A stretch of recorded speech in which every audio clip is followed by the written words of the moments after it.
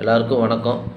தற்சமயமாக நடக்கிற கோச்சார அடிப்படையில் எந்தெந்த ராசிகள், லக்னங்கள், நட்சத்திரங்கள் கவனமாக இருக்கணும் அப்படிங்கிறதில் பார்க்கலாம். இப்போது பொதுவாக கடக ராசி, கடக லக்னம், சிம்ம ராசி, சிம்ம லக்னம், இல்லை சில பேர் பார்த்திங்கன்னா சிம்ம லக்னம் கடக ராசியாக இருப்பாங்க, கடக லக்னம் சிம்ம ராசியாக இருப்பாங்க.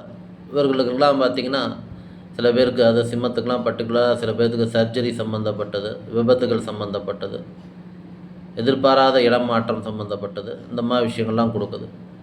கடகத்துக்கும் பார்த்திங்கன்னா வேண்டாத விஷயங்கள், அவர்கள் விரும்பத்தகாத விஷயங்கள் நடக்குது. அதே மாதிரி நட்சத்திரங்கள் பார்க்குறப்ப கடுமையான தடை. உத்திரம் நட்சத்திரம் எதுவுமே நடக்க மாட்டேங்குது, கை கூட மாட்டேங்குதுன்னு சொல்கிறாங்க. அதே மாதிரி பூரட்டாதி நட்சத்திரம் ஏதோ ஒரு பிரச்சனையில் மாட்டி இருக்குது. உலகமே அந்த பிரச்சனையில் தான் மாட்டியிருக்குது இப்போது. அதே மாதிரி இன்னும் சொல்லப்போனால் உத்திரட்டாதி கடுமையான மன உளைச்சல் இருக்காங்க.